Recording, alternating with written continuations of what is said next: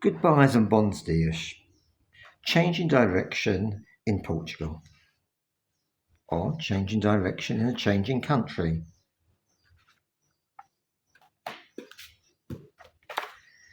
In the life that isn't always fair, and when the people we love cannot always be with us, it is important that we can say we've done our best, and that will be fair enough. I wrote that in 2014, and it's still true. A life is touched by many. Some people bring us happiness, whilst others bring us sadness. But the people who we care most about bring us both. To Stephen, my husband, who helps me find reality in what would otherwise be only dreams. No, not even dreams. To my sisters, Linda and Kim, and my brother Des.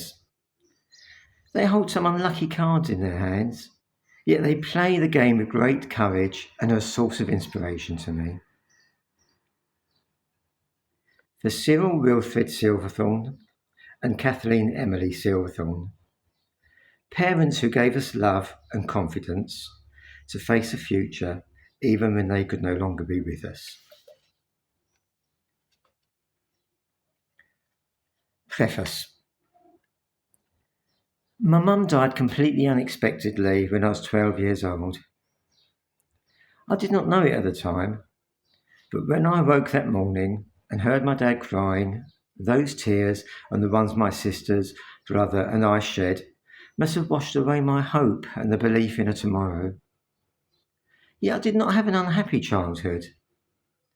Sorrow knocked at the door in the form of death and illness, but during these times, and when a broken heart needed fixing, or when a fear needed to be fought, we had a home that kept us safe and comforted us. However, without a belief in tomorrow, you can never really dream. And without taking chances, you can never really live. Things changed a little after my 39th birthday. Before there was Stephen, the cats, our trusty Renault Clio Betsy, and Portugal, there was a life I'd stopped living.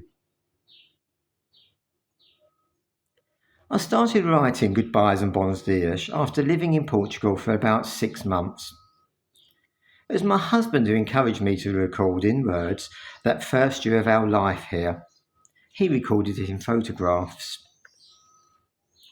Life can be truly surprising and wonderful if we give it a chance. And I hope this story does more than just recount how the relationship between Stephen and me developed and how I fell in love with Portugal, its people, and the lifestyle I'd once have fought fiercely against. Prologue. Oranges, olives, sun and rain.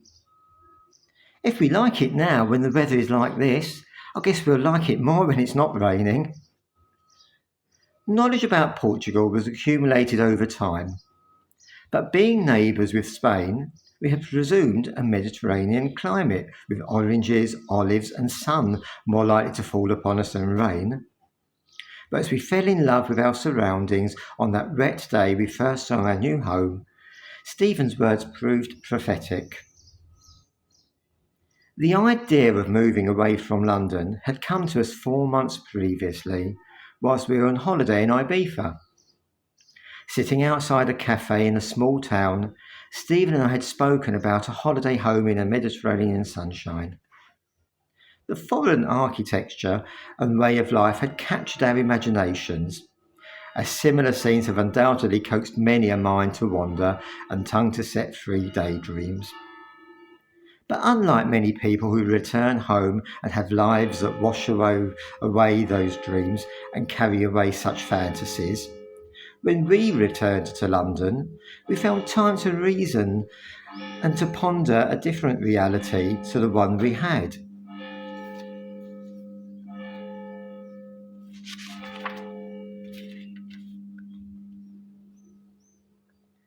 We did not know what we wanted or how feasible any of our ideas were. I had been born in London and I loved being immersed in the hustle and bustle of life. The little time I'd spent away from the city, cementing my allegiance to it.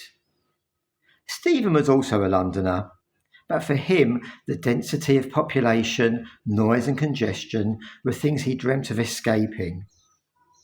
So, with seemingly opposing ideals, we turned the pages of a guidebook, and with a pen we drew smiley faces next to cities or large towns we would bear in mind. Looking for different things, it was understandable that we approached our search from different directions.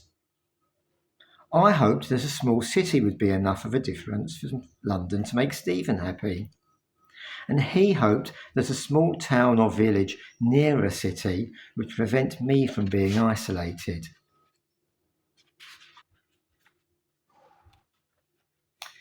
Chapter 1. Portugal. During Europe's longest lasting dictatorship, Portugal was run as a corporative state, on lines similar to fascist Italy. But on the 25th of April, 1974, the Coronation Revolution brought it to an end. Years are measured in events, not days. Portugal became a republic following a military-backed revolution on the 5th of April 1910. The uprising abolished an ineffective and unpopular monarchy, but from the beginning it created an unsettled political climate. Universal suffrage had been promised, but literacy requirements reduced the male electorate to less than it had been under the previous regime. The right to strike led to stoppages which alienated the middle classes from the protesting urban and rural workers. And in the newly formed republic, the president did not have the power to dissolve parliament. So the military became the accepted tool for this. 45 governments in 16 years led to financial meltdown, and the First World War exacerbated the problems. When, in 1926, the military suspended the Republican Constitution, few people shed a tear, and a course was set that led to Europe's longest-lasting dictatorship. The leader of the country for most of this period was Antonio de Oliveira Salazar, a prominent professor of economics at the University of Coimbra. With Salazar at the helm, there was financial stability and budgetary surpluses, which funded social programs, enabled rearmament, and developed infrastructure. The price paid for the reforms was stifled politics and the means to finance wars in an attempt to keep a grip on the country's colonies. Yet perhaps the greatest cost for the Portuguese people was the loss of personal freedom, enforced by PIDE, a state police force whose training originated under the German Gestapo. Freedom also had a price. Of course, the country's freedom from dictatorship also had a price, and once again not only monetary. The aid given to Portugal in 1977 forced the sale of 111 tonnes of its gold reserves and a devalued currency, which led to greater competitiveness concerning exports, meant less spending power and higher inflation for her population. Another rescue package in 1986 led to higher taxes, spending cuts and a devalued currency once more, and this drama played out as the country continued to shake off the shackles of dictatorship by installing the first civilian head of government for 60 years. Stephen and I arrived in a Portugal that, instead of finally having emerged from her past, was about to have her sovereignty threatened once more.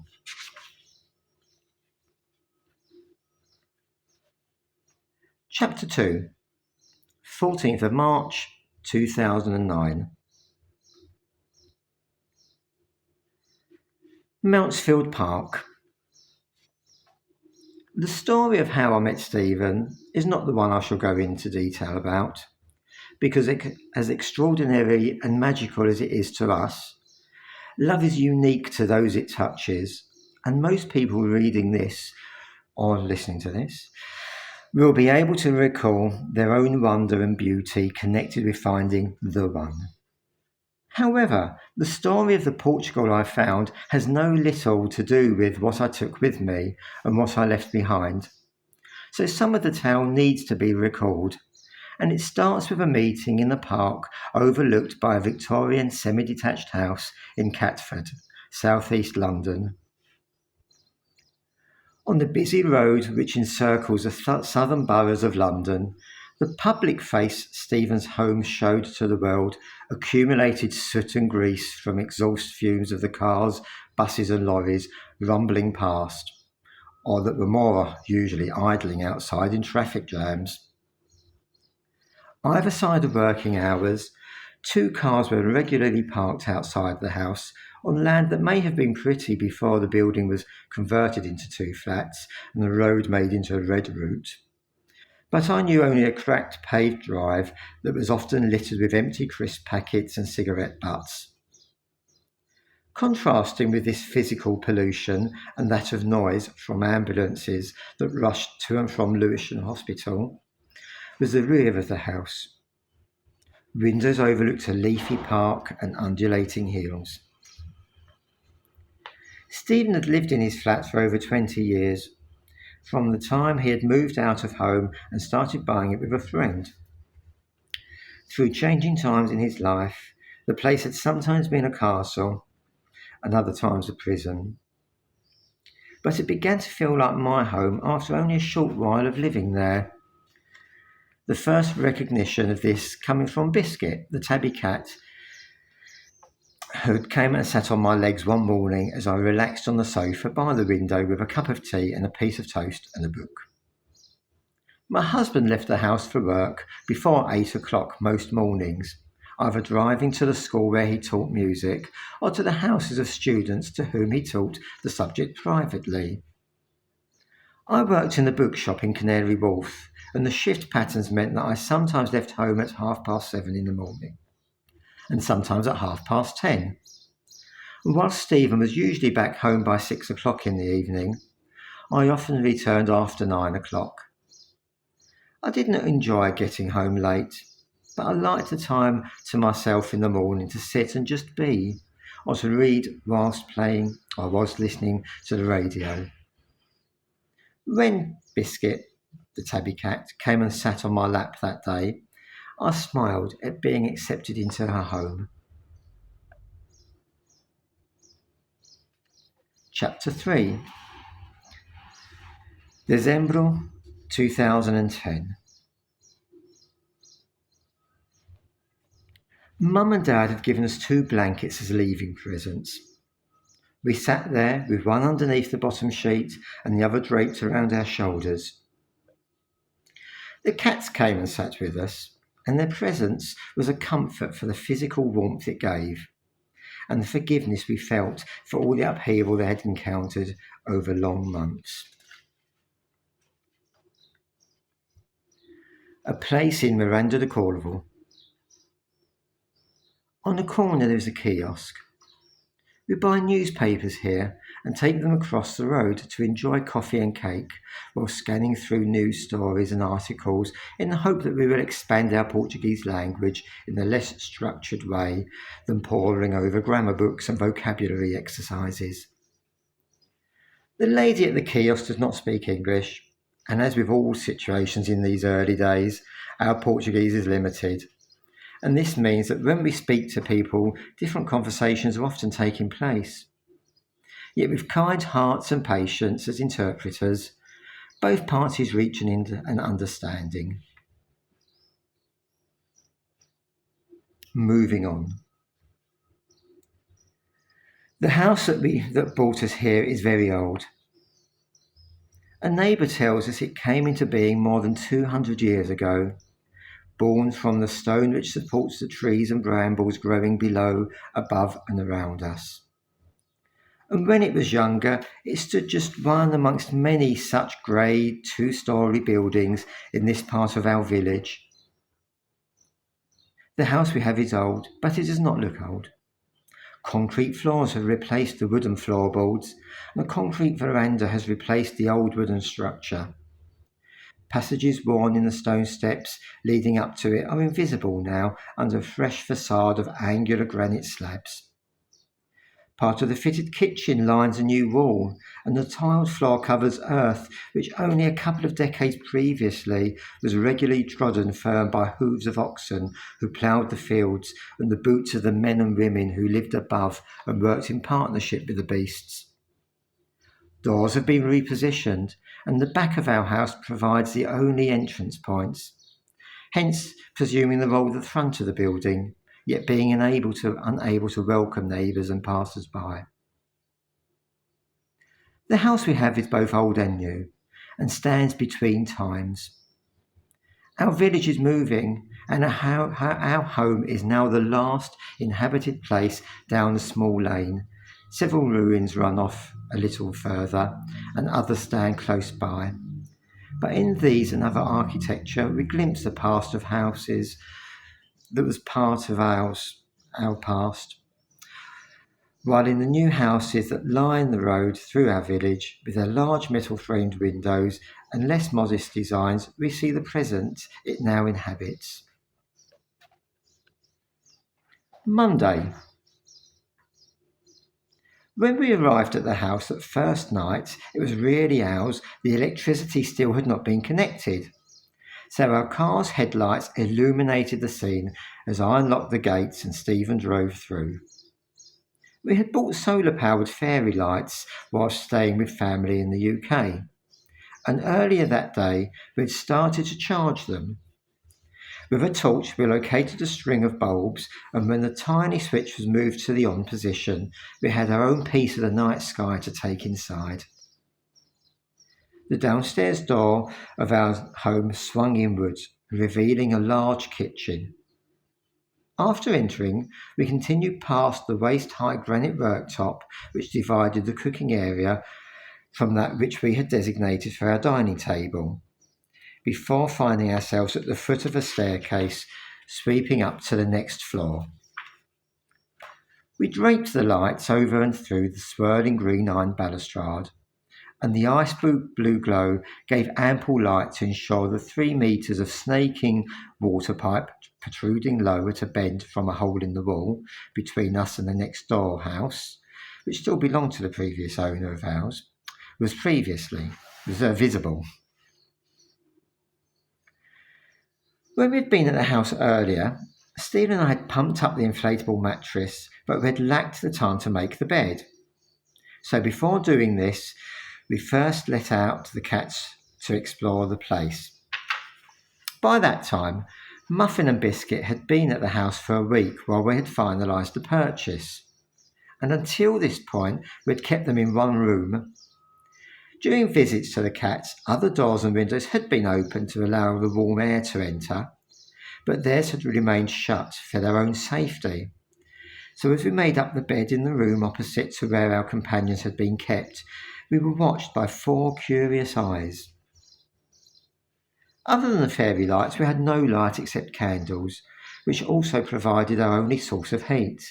And with dry taps meaning showers are out of the question, there was little for us to do but open a bottle of wine, pick up a bar of chocolate, and climb between the sheets. The cold cotton warmed very slowly where our bodies touched it, and lost none of its icy feel where they did not. But we found little to complain about, because at last we were home. Mum and Dad had given us 2 blankets as leaving presents, and as we sat there, with one underneath the bottom sheet and the other draped around our shoulders, Muffin and Biscuit came and sat with us.